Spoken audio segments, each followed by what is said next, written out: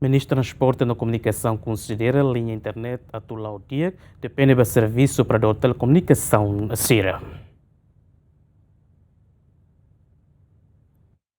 Linha internet na be laut lento sem preocupação em Mahoto Nien, não é ligado ao assunto nem Ministro de Transporte e Comunicação, até tem linha internet atual ao dia depende do operador de telecomunicação CIRA, na be que existe em Timor-Leste. Mas bem dado ne cabo submarino fibra óptica, na be dada a Rússia Austrália e Timor-Leste, se ia ela fase teste, não se fornece de para instituição governo CIRA. Mas bem itina não se lança comercialmente, não é fornece para operador de telecomunicação CIRA, mas bem depende da capacidade do operador CIRA, por isso a empresa na be magdadão ne zere cabo submarino fibra óptica. Ta kokone ba instituição governo ne.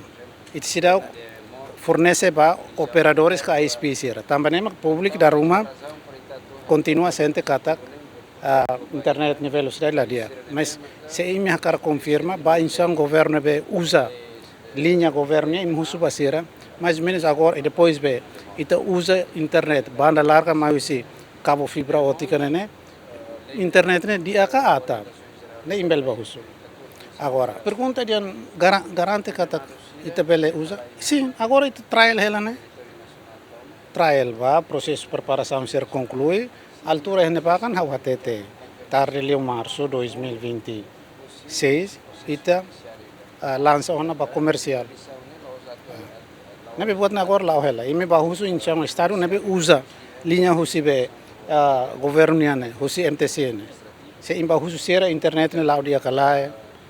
tamba idane ita foi usa ide ita na fibra óptica para ite em São Estado nomos IP serne ya em São Estado ministério balo sida usa linha ida governo ne Ter plano e fulan março tina região do Arondissenen se lança comercialmente cabo submarino fibra óptica ba mercado. A Derek Jimenez, bem-vindas Jimenez, GMN.